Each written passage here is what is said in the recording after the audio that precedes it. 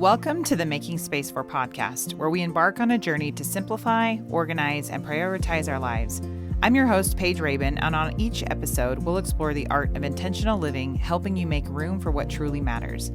In a world filled with constant noise and distractions, it's easy to find ourselves surrounded by things that don't contribute to our happiness or well-being.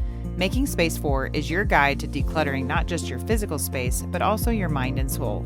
We'll dive into practical tips on downsizing, right-sizing, and the transformative power of letting go. Whether you're starting at a cluttered closet, pondering legacy planning, or seeking the elusive balance between work and self-care, this podcast is your sanctuary for inspiration and actionable insights. Join us as we feature experts, share personal stories, and explore the profound impact of intentional living. Together, we'll navigate this journey toward a simpler, more fulfilling life, one where you have more of what matters and less of what doesn't. Before we delve into today's episode, a quick shout out to our flagship company, A Move Handled with Care. As Denver Metro's premier senior and specialty move management experts since 2007, we've mastered the art of downsizing, right-sizing, organizing, and every step in between. From packing and moving to unpacking and staging, our experienced staff represents all stages of life, offering a compassionate touch to what matters most to you. So if you're looking to make a seamless transition while keeping what truly matters in focus, trust A Move Handled with Care.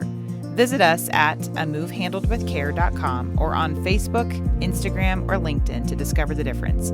Let's continue making space for the life you deserve. Today's episode features Susie and Tom Finley, the husband and wife leadership team behind Ascent Senior Living, which owns and operates 6 senior living communities across Colorado. Together, they bring decades of complementary experience. Tom from finance, real estate, and development, and Susie from hands-on senior living operations, leadership, and advocacy. Their combined perspective offers a rare, behind-the-scenes look at how thoughtful strategy and mission-driven care come together in modern senior living. This is Making Space For, the business and heart of senior living. All right. Well, thanks, Tom and Susie Finley, for joining us. We've known you guys for a long time, and I just really appreciate your expertise in all things senior living. So just wanted to chat with you. But before we get started, why don't you tell us a little bit about your journey into senior living? How did you get into this world? Susie, I'll have you go first. Sure. Thank you. Thanks for having us today. So I'm one of those rare individuals that I have been in senior living my entire career. This year is year 28 for me. I took gerontology classes towards the end of college. I started out thinking I wanted to work with kids, did an internship my freshman year, did not love that. And then my senior year, I did an internship at an assisted living in Columbus, Ohio. Loved what I did, worked in every department. And when I left there, I said, I know this is what I want to do for my career, but I really want to be in a position where I could affect change. And I was very fortunate. I was hired by a private owner in Cleveland, Ohio, where I'm from. Got my nursing home administrator's license under him, was running buildings for him in my early 20s, which I did not know what I was doing, but I faked it till I made it. And then moved to Colorado in 2001. I spent 10 years with Brookdale, which was an amazing experience. Along the way, met Tom, which I know will flow into our story, and ended up joining him in 2013 so that we could grow our company together. Interesting. You know, I don't know if I knew that Brookdale tie, but I also was in Brookdale before I transitioned into this, and we were just talking at a networking group about how like everyone has some sort of tie. We've all worked there sometime. Tom has not, but we have lots of us have ties, and I was actually original ARC, American Retirement Corporation. Okay. So I started in 2003, lived through several mergers, and had a great boss who I know will be watching this at some point, and I still talk to her all the time. So, that's great. Yeah. Well, Tom, what about you? How did you get into this field? Sure. Mine was a little less direct than that. I came in through the finance side of the world, started my career in public accounting. And then I went to go work for a REIT for a number of years. After that, went to go work for a guy that was building different types of housing. And one of the types of housing he was building was senior living. So I was only at that company for about 15 months, but I got to see a couple of buildings open when I was there. They were the developer. So when they opened these buildings, I saw really 3 things happen that for me was transformational. One, when the residents move in, like their lives got better. Like the issues they were struggling with at home, they didn't have to deal with anymore. We take care of a lot of their daily sort of needs in the community. Number two, I saw that the adult children, they could put their head on their pillow at night, knowing that mom and dad are taken care of. So it provided a lot of, I think, a lot of confidence and a lot of relief for family members. Absolutely. When they move a resident in. And number three, we create a lot of jobs. So there's a great economic benefit I saw to the community and to the surroundings. And so, I sort of contrasted that to when I was at the REIT. It was a REIT that focused on warehouses, and really when a warehouse opens, it didn't make quite the impact that senior living made. So again, I was only there for about 15 months, but I got to see a really positive impact that this business could have, and so I left that company, or I was laid off from my job in July of 2008, and I started this company the next day. So tell us about Ascent Senior Living. So that's kind of your parent company. Is that how it started, or did you start, how did that get going? Yeah, so that was, we started actually under a different name. We had a couple of other partners that, when you start a business, you go in with the best of intentions. Didn't work out exactly the way we had hoped for. So there were some partner changes along the way, and then in 2013, we did rebrand to Ascent. And so Ascent is the overall sort of umbrella organization, but we don't brand our communities as Ascent at the community level. We brand our communities something very local to the local market, but Ascent is sort of the machine behind it all, sort of working with the teams at the communities, the families, creating the programs. Working on growth strategies, things like that to really help the communities be successful. So then when did you join forces? So actually in 2010, Tom and his former partners were building a community in Steamboat Springs, Casey's Pond. And I met them because the general contractor that they were interviewing also had built my last Brookdale community that I was there through the ground up building. And so met them in 2010, and they were looking at that time about doing a HUD loan. They didn't end up doing that, but one of the requirements for HUD was that they needed someone on the board with senior living experience. And so the chairman of the board, who was the CEO of the hospital at the time, asked me if I would join the board. I went to Brookdale. They were like, sure, you're never going to move to Steamboat, which I didn't.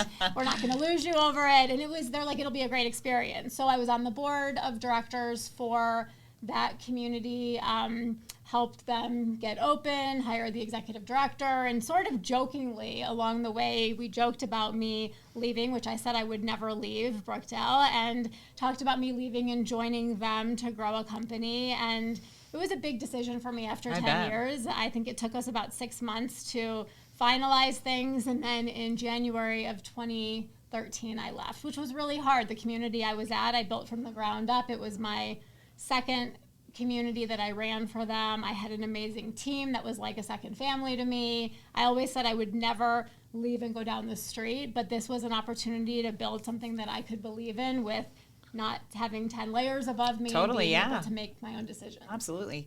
So Ascent Senior Living, it's had its little journey, but talk about your properties that you have, because I love that you have a myriad of properties, different styles, different locations, different levels of care. So brag a little bit about your communities, where they are and what they're about. Sure. So we have 6 communities now, all in Colorado. We have Village at Belmar in Lakewood, independent living, assisted living, and memory care. We have Carillon at Bellevue Station in the DTC area, also independent living, assisted living, and memory care.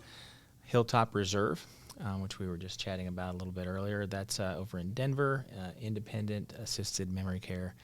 And then just north of Hilltop, we have Rosemark at Mayfair Park, assisted living memory care. We have Roaring Fork Senior Living up in Glenwood Springs, up in the mountains, just outside of Aspen. And in Greeley, we have High Plains Crossing, which is our first standalone memory care, and that's been with us for just about a year now. I was going to say, that one's your newest one. That one's going well? We took it over. Yeah, very good. Yeah. We got to know you a lot during Village of Belmar. I think it's such a cool community in the fact that, and I would love to hear a little bit about maybe because you built that one. What was the vision behind that? Because I think sometimes, and we can talk a little bit about different levels of care, but what I love about the Village at Belmar is the flats. So the flats are these very unique kind of condominium style with garages that really feel independent, but then have the support and things. So talk about the vision of how, because that building has its very different footprint. Yes, it does.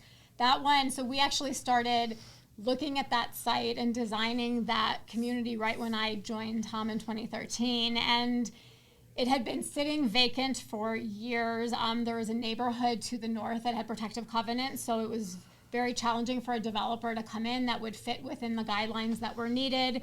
We had a vision of wanting to build a campus, and we knew that we wanted all three living environments. So working within those protective covenants and with the neighborhood association and with the local officials, we designed a community that would be a 3-story assisted living memory care, which is the main building. And then we knew we wanted to do detached independent living. And we weren't sure what that would look like. And then as we got into the design process and looked at the restrictions and requirements of the covenants, we designed 15, as you said, quadplexes that we call the flats. And so there's 15 buildings. Each of them have 4 flats in them, 2 on the first floor, 2 on the second floor. They all have private garages. There's a private elevator that's only for the 2 flats that are upstairs that's shared between them. So 60 total units.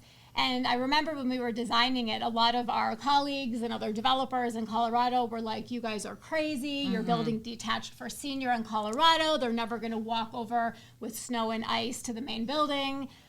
If we had double the amount of them, they would be full. I mean, I believe the it. space being 2-bedroom, 2-bath, some with a bonus room, having their garages, having their outdoor space. It's become this communal neighborhood where they make dinner for each other, bring soup when someone's sick, they take care of each other, and it's just a very special community. And it really has that feeling of independent living. It's a condo, but with support, and you all are there. I know people have had like acute needs that you guys are, because you have that building there, able to assess that and respond quickly. So it really gives them that flexibility, which I love. So talk about a little bit. So we talked about your different communities. Let's talk about some shifts and changes that you've seen in senior living since you've done this. What are some things that you're seeing that are, maybe let's talk first the positive. Like, what are some of the positive changes that you're seeing, maybe industry-wide, or even things that you all are trying to do at Ascent Senior Living to make it better? Well, I think, for that question, you have to start with the obvious, and this is really the headline for senior, and it's the, what's been sort of called the silver tsunami that's come in our direction. The oldest boomers turn 80, I believe it's this year, and, our average move-in age is 82. So, the boomers are a huge demographic that are coming our way. They're on our doorstep. They're starting to show up right now, early stage. But really, we're looking at, kind of the next 10, 15 years of just really quite significant demand. And then on top of that, we've had, looking back in the rearview mirror for the last few years, it's not been feasible to build new senior living. Right. So we've got this amazing amount of demand coming, no new product being delivered. And so, there's it's going to create some interesting dynamics within the industry for sure. So I think if you're looking at senior living just on the main, you kind of have to start there, because there's going to be significant amount of work that needs to be done to care for this population that's coming our way.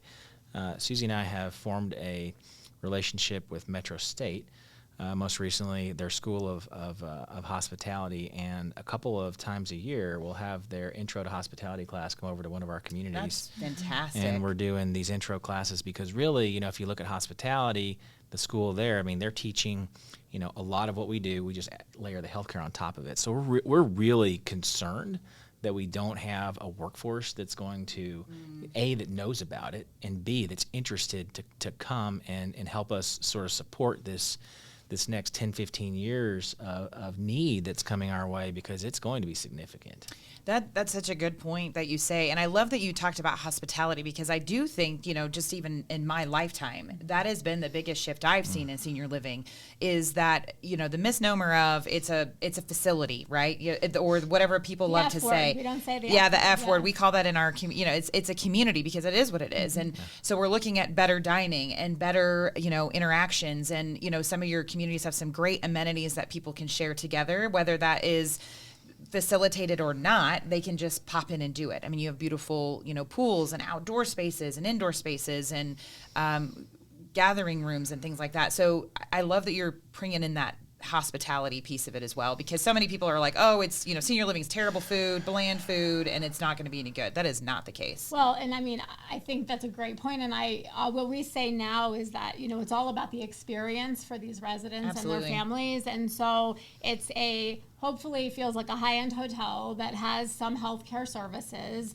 And really, as Tom said, when these hospitality students come in, I'm trying to push them on the same path that I was on of, I know you think you want to run a hotel, but you can run a hotel with all of these other departments. Yeah. And the bonuses, instead of a transient customer base that comes for 1 or 2 or 3 nights, you're going to have these long-term relationships. Yes. I mean, I have now second-generation families I am taking care of whose parents were with me 15 years ago, and now who were the adult children that placed them are now my residents. I mean, that is like, when does that happen in what industry? So. Yeah, that's amazing. And so what are you guys seeing as far as, so we can't build more. So what do you think is going to happen if we can't build more? Because I will say that is a huge thing that we're seeing just on the moving side is people don't have anywhere to go. Right. Yeah, I do think that it's going to start happening. New construction, it's going to have to. I think when you look at sort of what's sort of the trigger that makes it feasible to do new construction. I mean, when you start to see these communities sort of sell in the open market to institutional investors, like the price per unit that they're paying, like if it's starting to bump up against what it costs to go build a new community, that really is what's needed to allow a development to start, because for many years, this industry, among all the industries that were hurt the most during the pandemic, this is one of the ones that were hurt the most. I mean, for sure. So, our net operating incomes were down, our valuations were down. You literally couldn't build one. You could buy one for half of what it cost to build it. That now is starting to shift, and we're starting to see valuations come back.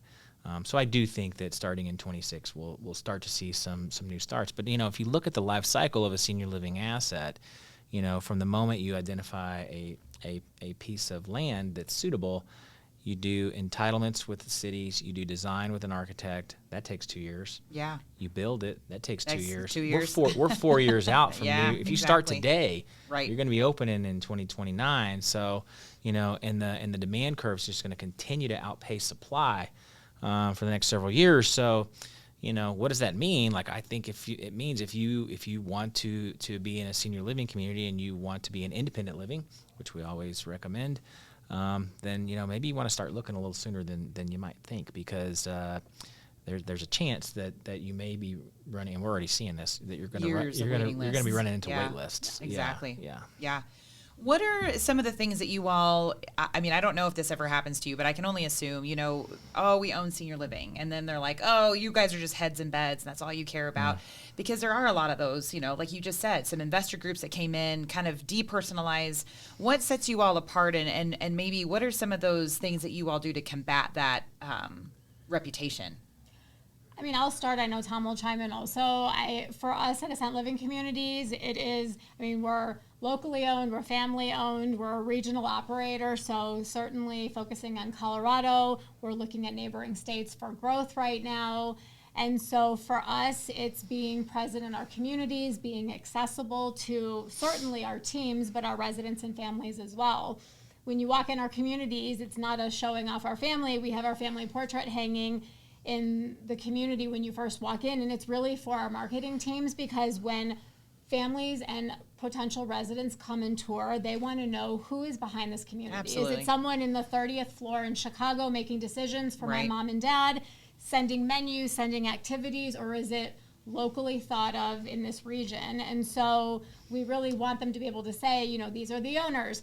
You know, 2 of the kids have worked in our communities. The other 3 have volunteered, and the dog comes to work all the time. And so it's really important that we are accessible. And when things happen, whether it was during, you know, COVID, and just our presence and writing memos 3 times a day to our families and residents, and when crises happen, we're there and we're accessible, and that really, I feel like, makes a big difference from some of the larger companies. I would say that, and then just on my side of it, you know, what I love about working with communities, especially your communities, is the longevity of your staff.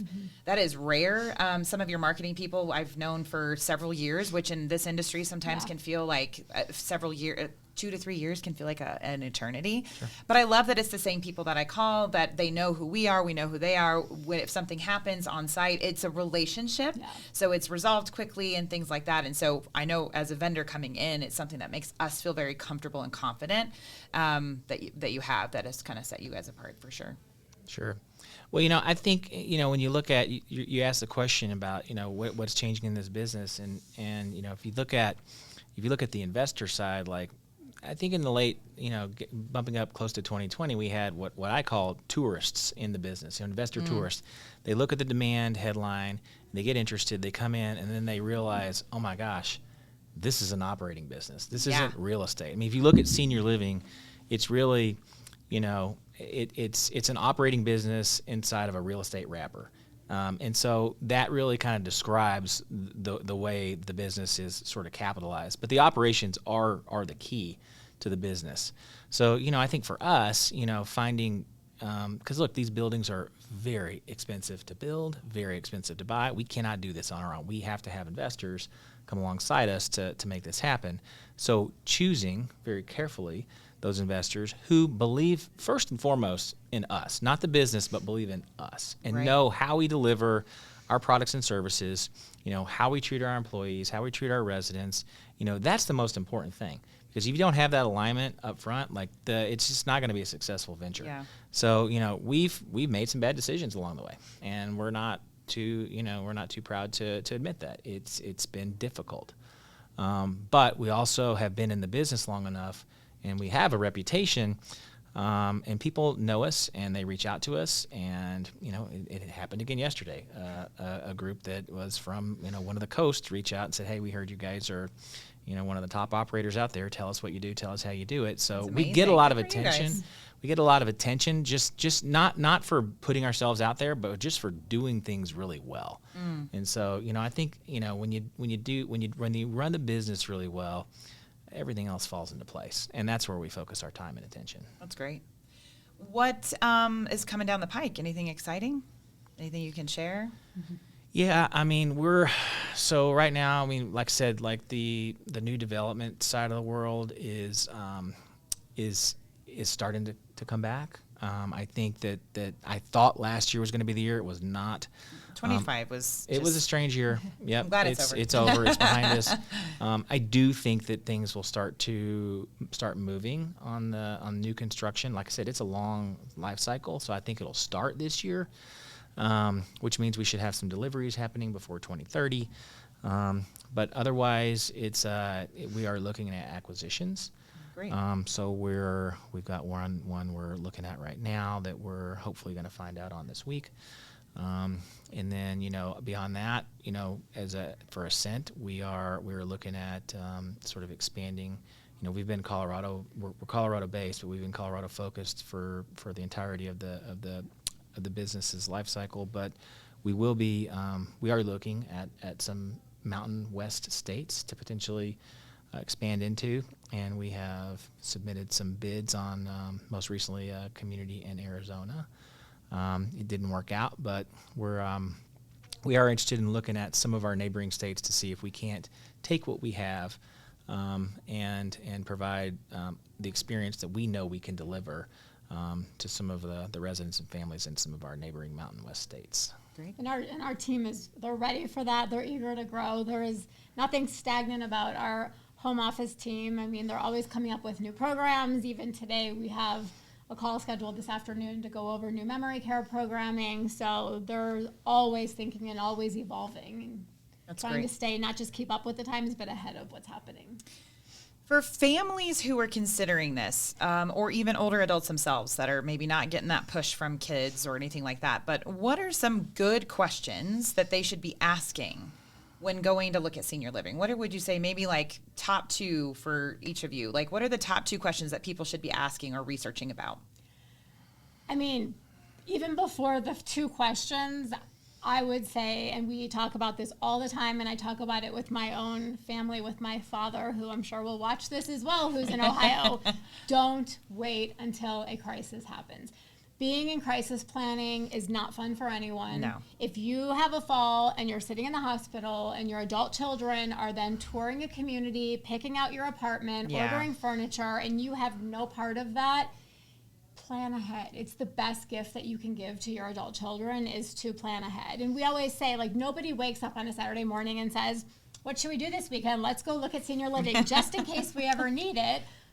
But that's really what you should do is do your research, figure out who are the best communities, what do the wait lists look like, and being able to get in on them, because you can move in, you can age in place, you can bring in services. So those are the questions I would say is, what does the life cycle look like of being in this community? If I come in independent and I need services, do I move? Do I stay in my same apartment? Can home care come in? What if I need skilled nursing? So really understanding the capabilities of the community, I think, are really important. And then I'm always going to say, you know, who's behind the community? How are decisions made? Because that regional, local ownership, I think, is so important. Yeah. Yeah. I mean, my answer is going to sound similar, of course, but I believe that the best gift that a senior can give their adult children is the move into independent living.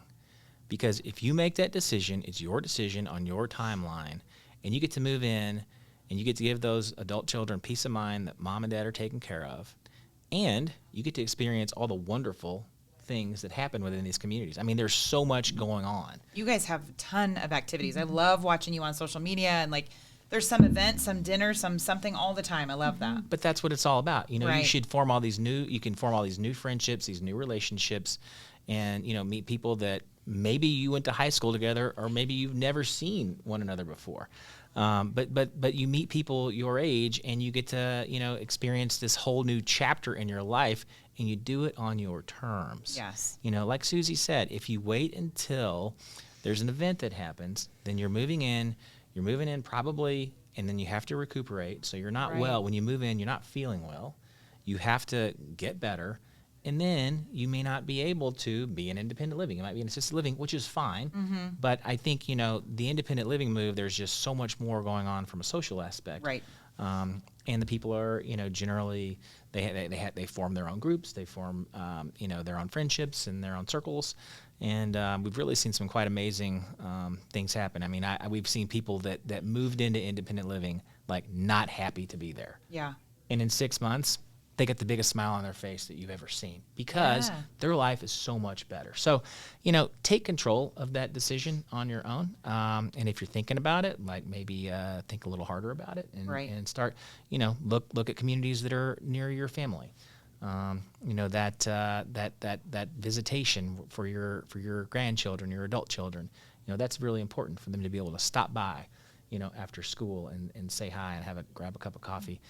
You know, again, because we when we design and we put these communities together, we want it to feel like a nice hotel. It's going to be somewhere where the adult child is going to like going and hanging out in the lobby and having a cup of Yeah. coffee with mom or dad. Or a 'Cause it's glass going of to wine. feel, or a glass of wine. It's going to feel very comfortable. Right. So, you know, planning ahead is a huge thing. So I know I'm echoing what Susie said, but that's a major one. I have a little contrarian story. I don't even know if you guys know this story, but one of my really interesting moves I ever did was going into Hilltop. You had a resident who had very kept to herself, wasn't very connected with her family, had fallen, and could not go back. So she was moving into Hilltop, and Sherry Chance and I worked together on the phone. And the family wasn't involved. There was a neighbor who was involved. Do you remember this resident? Anyways, went to her house, and I had to make decisions for a resident I had never met before with a neighbor who barely knew her. and Sherry on the phone. And between the two of us, we made some great decisions. And you can kind of tell what people use. And, she had a sitting room that wasn't her formal living room. So we brought the things that made it look like home, and we made decisions. And Sherry's like, oh, don't worry about bedding. I got new bedding. And I'm like, okay, great. And so we're just working together. And we moved her in and we set it up. And I remember setting it up. I'm like, I'm never going to see her reaction to this. I'm never going to know. I was like, but that's okay.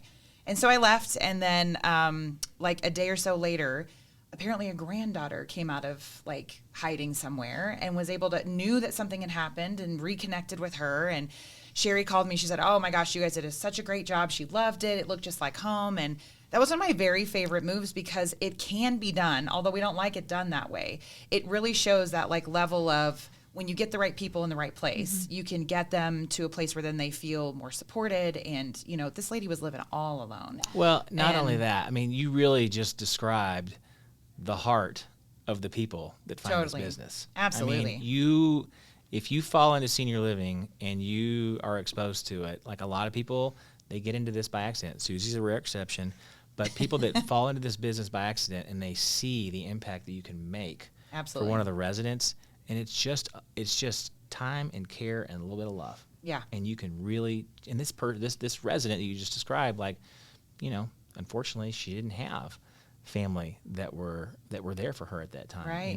But you stepped in and did it, and that really describes a lot of the people that we see that fall into this business, and they fall in and they fall in love for the right reasons because you can really help some people out. So I just think that is very wonderful. Well, now I'm grateful that she's in a place where she is going to have daily interactions and people that are checking on her, whether that's her neighbor or your care staff or whatever that might look like. I think that isolation, people underestimate that isolation, and like you said, if people wait too long, then there's a crisis, and then it becomes something that you are not anticipating to do in the right way. Yeah, for sure.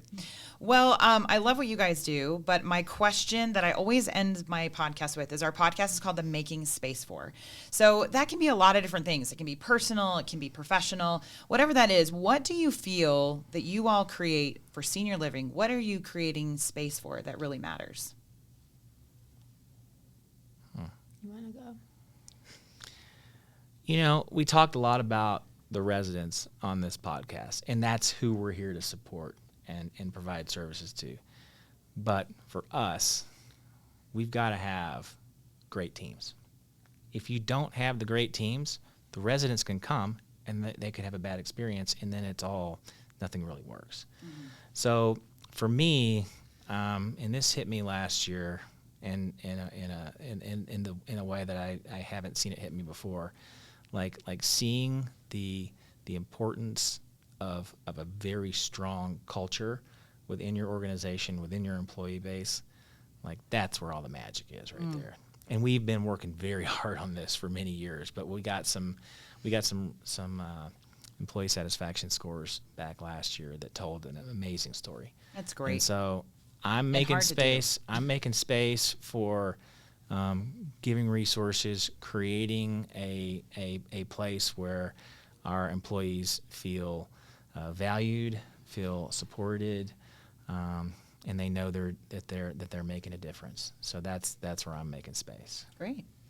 So I think I'll piggyback a little bit on that because really our teams and our employees are the heart of our communities, and they're what make it work. Our job at the home office is just to be there and support them for whatever they need and pave the way to make life easier. And for me, especially after being an executive director for 15 years of my career and then in the role that I'm in now, watching the relationships that our teams form, I mean, they spend more time together with each other than they do with their own families. And I was the same way when I was running communities. I was there, 10, 12 hours a day. I was on call 24/7, getting through life's moments, and my team got me through a lot of those over the years. And so watching those relationships for me, like I get on social media and I see this person celebrating this person and what's happened in their life. And I'm like, oh my gosh, they worked for me 15 years ago and met, and I know what community they met at, and they're still in contact.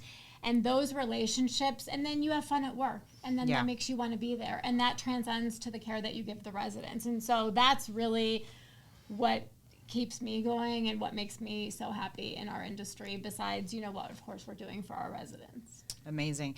Well, thank you guys so much for coming. If you're in the Denver metro area and you're interested in any of their wonderful properties, we highly recommend all of them. We work in all of them. We've had great experiences. I haven't been to the one in Steamboat, and so maybe I need to take... That one we don't have anymore. Or the one in Glenwood. I was like, maybe we do a Glenwood Hot Springs visit, Roaring Fork. Can make that happen. So if you're interested, please check them out. All their stuff will be tagged in our episode, so please go to their website, look at all their properties. But thank you guys so much for coming. We really appreciate you. Thank you. Thank you. That wraps up another inspiring episode of the Making Space for podcast. A huge thank you to our incredible guest and to you, our cherished listeners. Your journey to intentional living begins with each small step, and we're honored to be a part of it. Before we part ways, a friendly reminder, if you're embarking on a move or seeking expert guidance in downsizing, remember, a move handled with care here in Denver. With over 15 years of experience in senior and specialty move management, we're here to transform your transition into a seamless, stress-free experience. Be sure to like, follow, and subscribe so you never miss an episode, and visit us on social media or at amovehandledwithcare.com for more inspiration and resources. Until next time, stay inspired, stay intentional, and keep making space for what matters most.